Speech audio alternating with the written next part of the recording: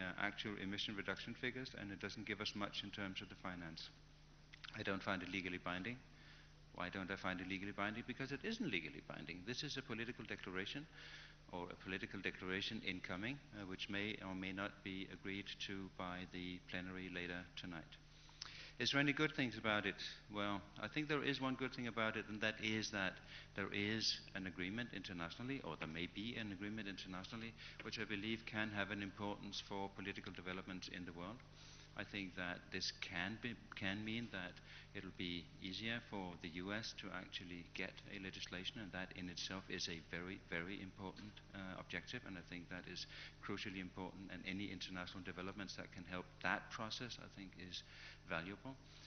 And also, hope is not out, even if this agreement, or whatever it is that we see here in Copenhagen, doesn't live up to what we had expected, that we have hoped for, that we have fought for over the past year, then the ball is not over yet, in the sense that this process will continue in its two tracks. It will continue to a period in time next year, not yet defined exactly when it will be, but with the host country, Mexico, which I hope will be able to act better as a bridge builder between North and South, which is the main problem in these negotiations, that they do not have the level of trust between the North and the South that is needed to engage at a global level in these problems, that Mexico can become a better host for these negotiations and a better bridge builder than we have seen the Danish host be able to be. Thank you very much.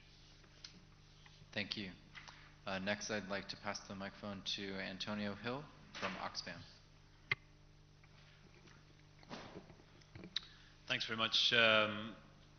As Kim said, it's as yet unclear whether the document we're looking at will be agreed tonight.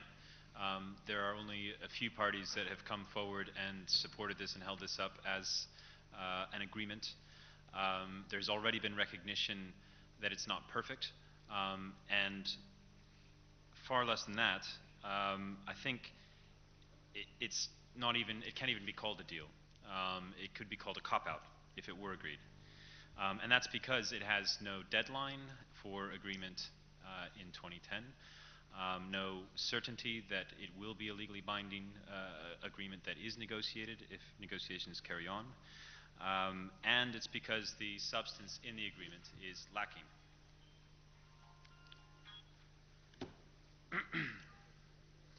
Why are we here?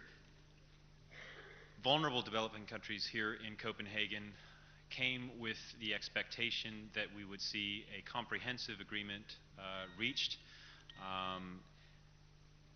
and they've been put in an impossible position between looking at a hollow shell of an agreement for the last few days in a very untransparent process, where not even negotiators, not even ministers in some cases, understand what's happening, what's actually in play, and what the deal is that they're looking at. The alternative, of course, always is to walk away or to accept that these negotiations do not conclude with any agreement, and neither of these is any option for vulnerable developing countries that have real needs.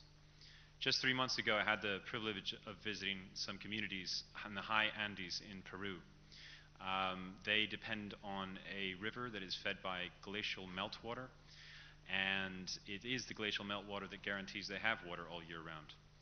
That river has reduced by about 50% in the last 20 years or so. The glacier has visibly reduced, and when we asked them, what will you do when this river dries up entirely, when the glacier is gone, they looked at us in strange amazement and almost couldn't comprehend it. But what was striking was that they did have answers.